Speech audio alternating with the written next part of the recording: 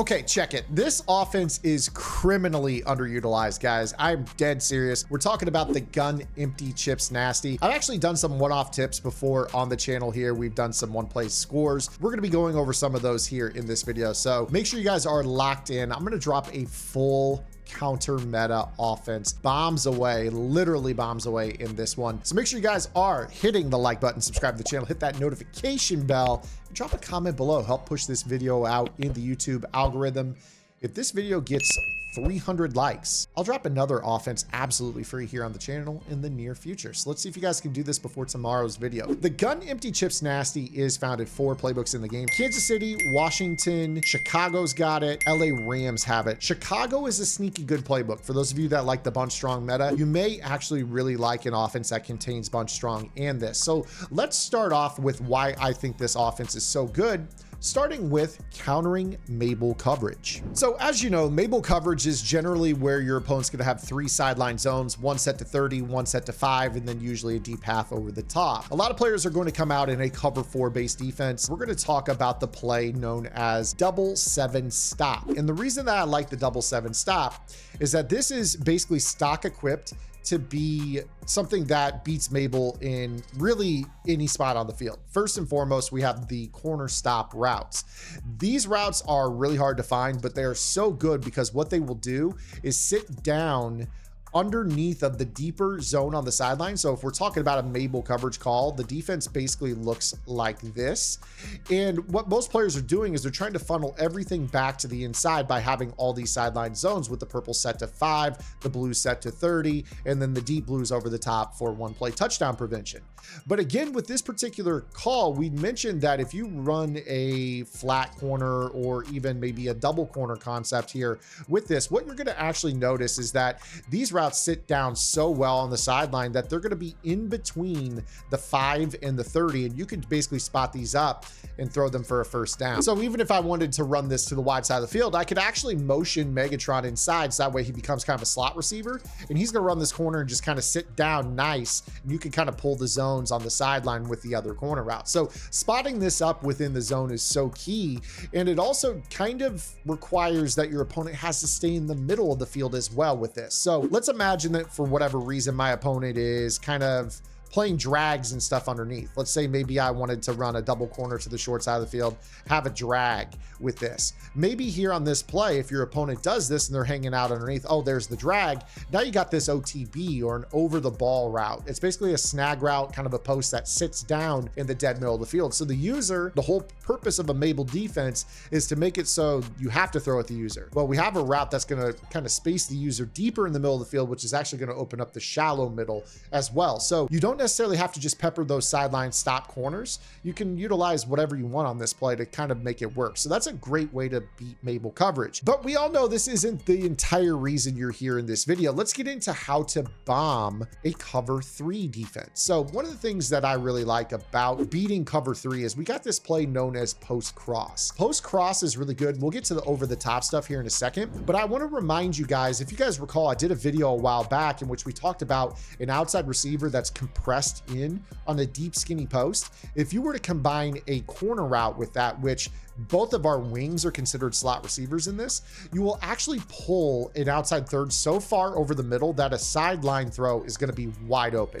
I mean, you see right here, I basically can almost rack that, and if I get a better animation, I can continue running, maybe even turn that into a one-play touchdown. I can run this as many times as I want against cover 3, this little 2-route combo, and that corner route is nearly always going to be racked wide open. Beautiful. So if you're facing cover 3 with KOs, if you're facing the free safety zone blitz 3 meta, that's going to be so easy for you guys to utilize. I absolutely adore this route combo. It's super simple. Cool thing about this play too is if you get to a point where you guys feel like you want to work this as part of your offense, just set this play as an audible, put this guy on a corner route and quick snap it, because you're going to be able to throw this every single time. I mean, look how much leverage we get on this. I mean, we're talking potential one-play touchdown against any outside third. It's beautiful. It's beautiful.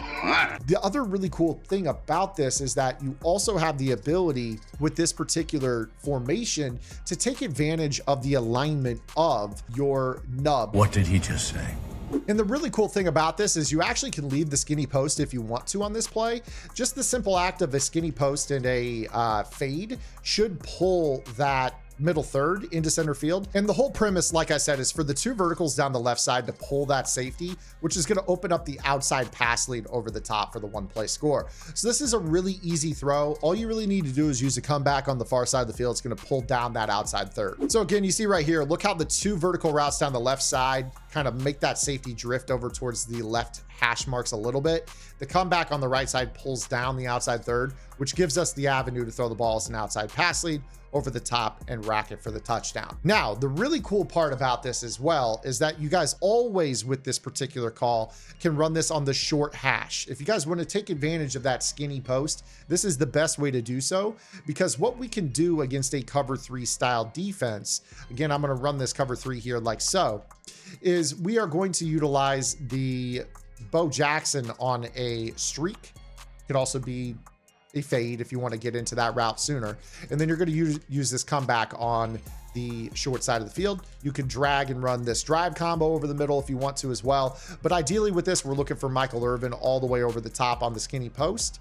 And you see how that throw is going to be there if you buy enough time. So again, with this, you're looking for the one play over the top. That's a classic bomb, but we're just getting started with this. What we're actually going to do now is we're going to move on to how to bomb cover 4. And the play that we're going to use to bomb cover 4 is known as deep post out. Now, when you're facing any type of cover 4 drop defense, the most popular of which is probably the walk down version of cover 4, you're going to want to make sure that your trips are to the wide side of the field. And I have better luck bombing over the top to the left side of the field. All you're going to do on this play is put X on a smart in route. That is all you have to do. From there, you can mesh up the middle of the field. You can run flats. You can run whatever it is you want to run here with this. You can run double hitches.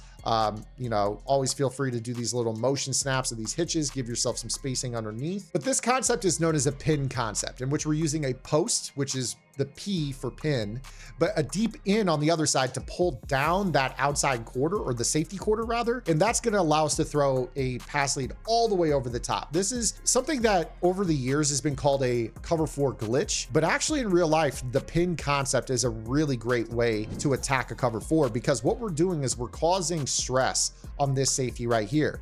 Notice that he really doesn't have anything to guard immediately. He's got outside help here, and then this in route comes over the middle. This is going to make him kind of just sit down a little bit lower, and he has no idea that there's a deep post on the other side of the field that's going to cross all the way over the top of his head. Now, from this point of view with this safety, you got to remember he thinks he has help to the inside in the form of the other safety, so he's going to let the post cross his face.